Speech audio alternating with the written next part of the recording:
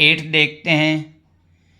Find the matrix x such that x की जो multiplication है इस मैट्रिक्स से हो रही है और इक्वल टू है थर्ड मैट्रिक्स। तो मैं इस लेट इसको मैं ए ले लेता हूँ। ए इज इक्वल टू 1 4 2 5 3 और 6। ए का जो ऑर्डर है वो कितना है 2 इंटू 3। और इसको मैं बी मान लेता हूँ बेटा, क्योंकि ऑर्डर फाइंड आउट करना है इसलिए मैं इसको ये नाम दे रहा हूँ। यहाँ से आसानी से हमारे को पता चल जाएगा। ठीक है, अब मेरे को एक्स का पहले मैं ऑर्डर मानता हूँ। Let order of matrix x m into n. ठीक है, तो ऑर्डर ऑफ मैट्रिक्स ए का कितना है बेटा 2 इंटू 3। कंडीशन ऑफ मल्टीप्लिकेशन, देखो एक्स का कॉलम और इसकी रो इक्वल होंगी तो n इज इक्वल टू 2 एक चीज़ होगी। ठीक है, अब इनकी मल्टीप्लिकेशन होने के बाद देखो order of x A, multiplication होने के बाद एक्स ए का ऑर्डर क्या होगा। एक्स का तो रो और ए का कॉलम, ये हो गया बेटा। ठीक है, तो क्या है गिवन है x a is equal to b. सो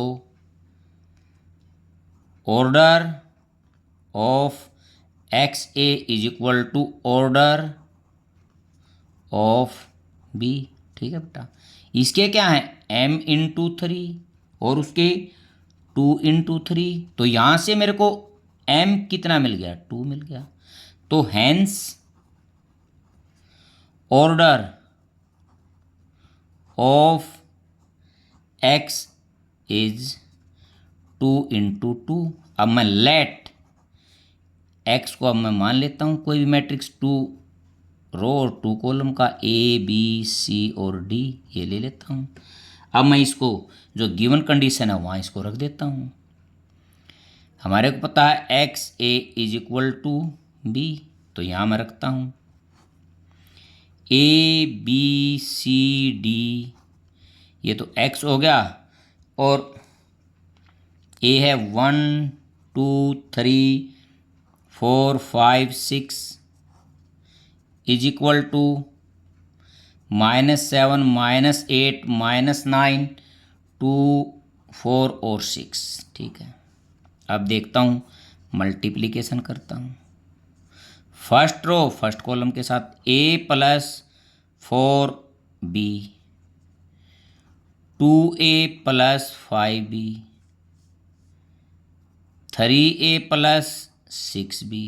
ठीक है बेटा, अब सेकंड रो की तीनों कॉलम के साथ c plus 4d 2c plus 5d 3c plus 6d। ये एक मैट्रिक्स मेरे को मिल गया इक्वल टू -7 -8 -9 2 4 और 6 ये हो गया मेरा। ठीक है, comparing corresponding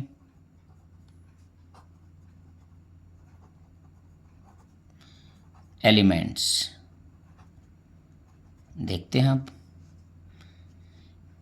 a plus 4b is equal to -7 ये मेरा 1 हो गया। 2a plus 5b is equal to -8 ये मेरा सेकंड हो गया। 3a plus 6b is equal to -9 ये मेरा थर्ड हो गया।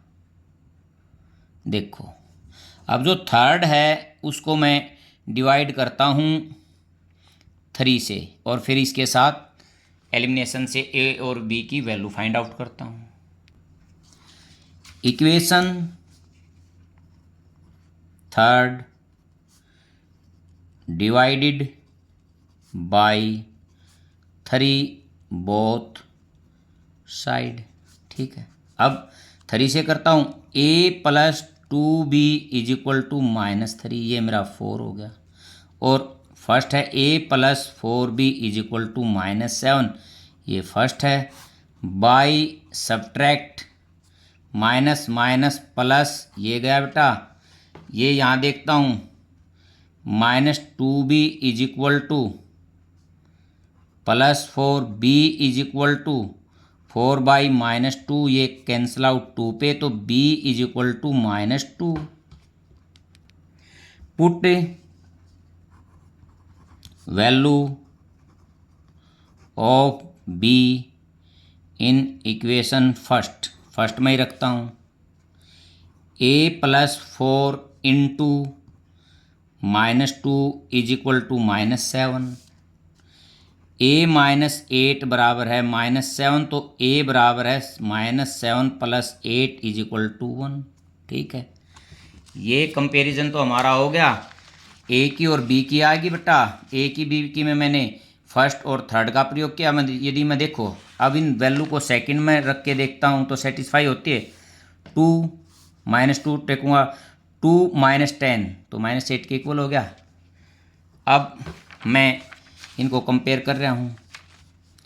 c plus 4d is equal to 2, ये मेरी फिफ्थ होगी। 2c plus 5d is equal to 4, ये सिक्स्थ होगी। 3c plus 6d is equal to 6, ये मेरी 7 होगी। Equation 7 divided by 3 both side. ठीक है, तो क्या हो गया, c प्लस 2d बराबर है 2, ये 8 नंबर लिख देता हूँ मैं इसको, और फिफ्थ इसके नीचे लिख देता हूँ। By subtract minus minus minus -2d is equal to 0, d is equal to 0। Put value of d in equation fifth, यहाँ फिफ्थ में रख देता हूँ बेटा। c plus 0 is equal to 2, तो c इज इक्वल टू 2। तो देखो यहाँ से मेरे को a की जो वैल्यू मिली 1, b की -2, c की 2 और d की 0। तो मेरे को क्या फाइंड आउट करना था, मैट्रिक्स x था। Hence x is equal to a b c यहाँ ले रखा था और d यहाँ ले रखा था, ये x मैट्रिक्स हो गया जो मेरे को फाइंड आउट करना था। बेटा यदि आपको क्वेश्चन समझ में आया हो तो वीडियो को लाइक करना और चैनल को सब्सक्राइब करना। Thank you.